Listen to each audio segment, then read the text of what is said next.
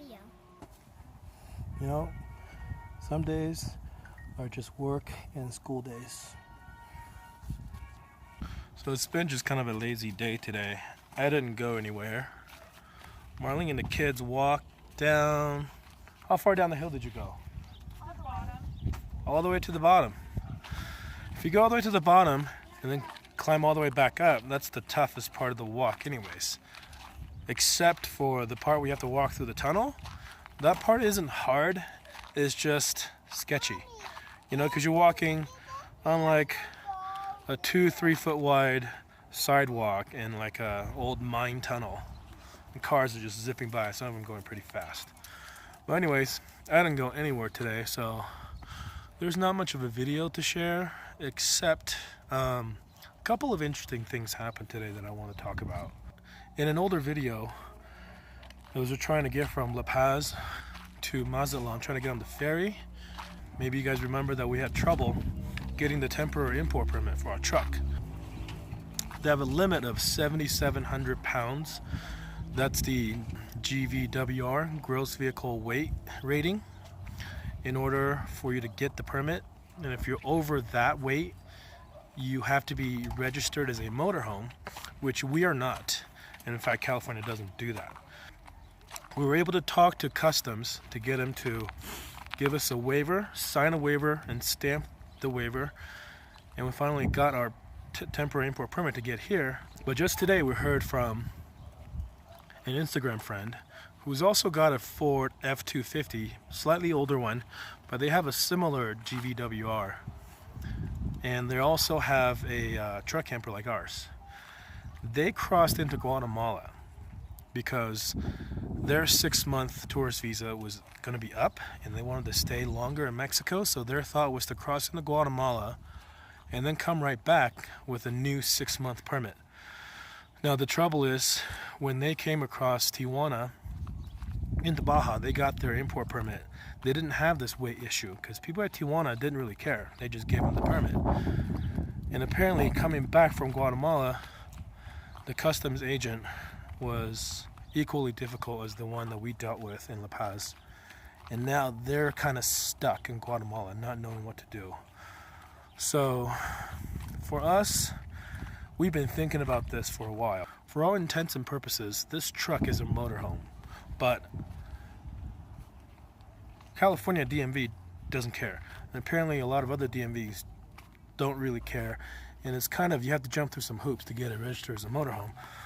So our friends, and apparently their truck is also registered not as a motorhome, and they're having trouble getting back here. And that's what I was worried about. We thought about going down to Guatemala, renewing, coming back as well, but now it sounds like unless we can get some kind of registration alteration to become a motorhome, it would not be a good idea. Our import permit and tourist visa expires the first week of July, so we still got a couple months. So for the next 2 months, we're going to need to decide if we're going to try to get this motorhome designation on our registration somehow, or do we cross back into the U.S. and attempt to cross back from the U.S. back into Mexico with a new 6-month visa and import permit, hoping that the customs agent at the border of the U.S. would ignore the weight limit issue. The nice thing about doing that route versus Guatemala is that if we're not allowed back in, we're back in the U.S. We're in the place where we need to be. We're not stuck in a country where we're not allowed to stay. I feel bad for our friends that are in Guatemala, and I hope there's some resolution that they can work out. We're trying to do everything we can to help them. Until then, you know, we got a decision to make for the next couple months. We finally got these bikes off of the bike rack too. These bikes have been on the bike rack for, I don't know, when was the last time you used these? I don't think it was Alaska. You didn't even have your bike. Ava didn't even have her bike in Alaska. She got it for Christmas. It was before mainland for sure. So you can tell all the time that we spent at the beach. Like this bike was brand new. This bike was brand new November, and there's so much rust. So much rust everywhere. Look at the rust here. Rust there. This thing was new too. Rust on the rims, rust on the seat post. But fortunately now we're in the mountains. There's no salt air. So I'll spend the next few days going over them, trying to get the rust off, make sure the rust is just surface. No structural rust problems.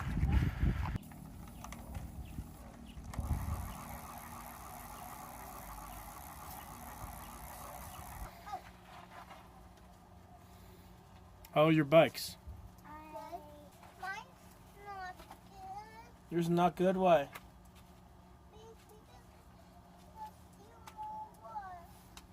Wait, you can get off rust? Sometimes you have to use a sandpaper to get it off.